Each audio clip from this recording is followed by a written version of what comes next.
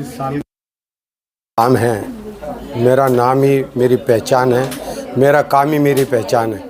ये तो मोहब्बत है, इसमें हिंदू नहीं, हिंदू में हिंदू हो, मुस्लिम, सिख सब मेरे बहनें मेरे साथ में काम करती हैं, लगी हैं और भाई को हर साल दुआ देने के लिए आती हैं। मेरे लिए बहुत बड़ी बात है। मुस्लिम समुदाय को कहीं कहीं देखिए, जब कहीं ना कहीं किसी समुदाय की बात की जाए या जात की बात की जाए, सब अपने अपने कॉस्ट को लेकर कहीं ना कहीं कुछ एक प्रोग्राम अपनी अपनी तरफ से मनाते हैं। लेकिन ये पहली बार यहाँ ऐसा देखने को मिला है कि मुस्लिम समुदाय के लोग यहाँ पे आपको राखी बानी है, आप भी, आपका नाम भी यशम खान है। नहीं देखिए, पहली बार नहीं, तकरीबन 35 साल से मेरी बहनें हिंदू मुस्लिम सब आती हैं मेरे से और रक्षा बंधन बांधने के लिए भी आती हैं, मुस्लिम भी आती हैं, दूसरे मज़हब के लोग भी आते हैं, बहनें आती हैं। यहाँ कोई हिंदू मुस्लिम, यहाँ इंसान है। ये जो कार्यालय आप देख रहे हो ये इंसान का है। यहाँ सर्व धर्म समाज सब एक है, ना हिंदू है, ना मुस्लिम है, ना सिख है, ना ईसाई है।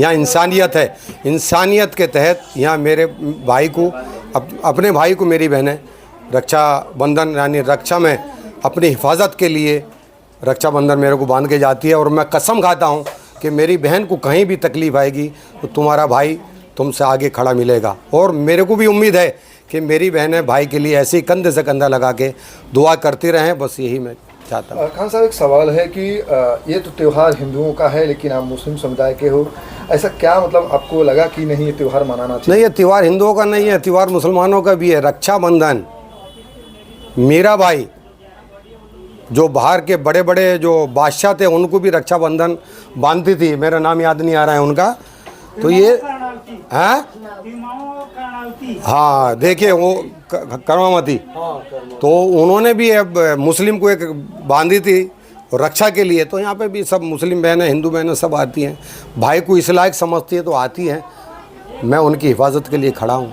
रक्षाबंधन के दिन कितनी महिलाएं आई आपको रक्षा बांधने के लिए? अभी तकरीबन मेरे ख्याल से 400-500 कुछ समथिंग थी, और ये तो कम ही आई हैं क्योंकि टाइम कम, आज 6:30 से लेकर 7 बजे तक का ही टाइम दिया था पंडित जी ने कि इतने बजे तक ही आपको ये करना है। वो किए हम लोग। अन्य मेरी बहनों की तो अभी भी लाइन लगी है बाहर, आप देखिए। यहाँ अगर सुबह से चालू करूँ तो रात के 12 भी बज जाएंगे। मेरी बहनें इस कार्यालय से जाने वाली नहीं, लाइन लगी रहेगी। आपको मुस्लिम समुदाय को क्या पैगाम देना चाहेंगे इस ऐसे त्योहारों को? या मैं खुद मुस्लिम हूँ, पैगाम क्या देना है? मैं खुद मुस्लिम हूँ, मुझे क्या पैगाम देना है मुसलमानों को? मुसलमान खुद समझदार हैं। जिसकी देखिए, मैं चाहता हूँ कि आप सरकार से जुड़िए, चाहे वो महाराष्ट्र की सरकार हो या देश की सरकार हो, उसको मजबूत करिए।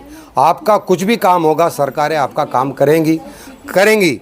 और फिर मैं दोबारा बोल रहा हूँ, आप काम लेके जाइए या यहाँ काम लेके आइए, आप ये सरकारें दोनों आपके लिए खड़ी हैं। ताहयात जब तक सरकारें हैं, मुसलमानों का काम नहीं, वो सब का काम करती हैं। मुसलमानों को कहीं भी ज़रूरत पड़ेगी, किसी चीज़ की भी ज़रूरत पड़ेगी, हमारी सरकार उनको काम करा के देगी। देखिए, कांग्रेस ने तो ये सब मुसलमानों को बल करा के रखा। जो कांग्रेसी मुसलमान है ना, यही है, वो करते हैं। 1947 से लेकर आज तक कांग्रेस ने मुसलमानों को डरा के बीजेपी से अलग, आरएसएस से अलग और दूसरी चीज़ों से भी अलग करके रखा था। लेकिन आपका मुसलमान होशियार हो गया है। वंदे मातरम पढ़ने में कहाँ, जब हम इस सरज़मीं पे 5 टाइम की नमाज़ पढ़ते हैं तो वंदे मातरम पढ़ने में क्या शर्म आती है? वंदे मातरम, अगर कानून, जिस देश का कानून लग गया उसको मानना चाहिए।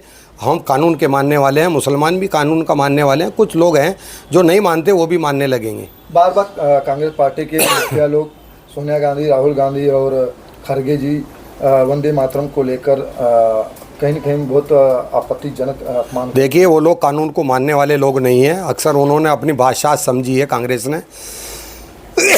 उनको बादशाह की आदत पड़ चुकी है। जब कानून लग गया, लोकसभा में कानून पास कर दिया है तो उनको मानना चाहिए कानून भारत का। उन लोग नहीं मानते हैं, लेकिन हमारी तो मांग ये है कि अगर ये कानून नहीं मानेंगे तो इनके ऊपर एफआईआर दर्ज करके इनको जेल में डाला जाए। धन्यवाद। उत्तर भारतीयों के लिए क्या करना? मंत्री ने कहा था कि भाई अगर मराठी में आप यहाँ महाराष्ट्र के अंदर हो, काम कर रहे हो, मराठी सीख लो तो कोई बुरी बात नहीं है ना।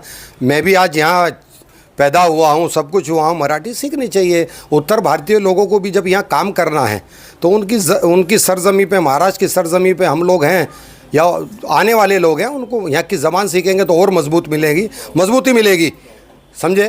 काम करने को भी ताकत मिलेगी। अभी कल अगर मराठी में उनको बोलना पड़ रहा है, कुछ जाना पड़ रहा है, तो काम करना पड़ रहा है, तो और अच्छा रहेगा। अभी आप अरब देशों में जाइए या फ़ॉरेन के अमेरिका में जाइए, कहीं भी जाइए तो वहाँ की ज़बान वो सीख लेते हैं। तो महाराष्ट्र की ज़बान सीखने में हमें फ़ख्र है, हमें अच्छा लगता है कि मराठी हम सीखें, तो हमारी और मजबूती मिलेगी और उत्तर भारतीयों का नाम रोशन होगा। 1 साल तक के लिए कर दिया गया है। देखिए 1 साल तक का तो इसलिए क्या किया कि हम चाहते हैं कि 6 महीने में उत्तर भारतीय, तो 1 साल का टाइम बहुत बड़ा टाइम दे दिया फडणवीस जी ने, हम उनका धन्यवाद चाहते हैं सीएम साहब का। लेकिन यहाँ 3 महीने 6 महीने में उत्तर भारतीय जितने भी हैं, थोड़ी बहुत नहीं, बहुत सारी भाषा सीख लेंगे मराठी और अच्छा लगेगा और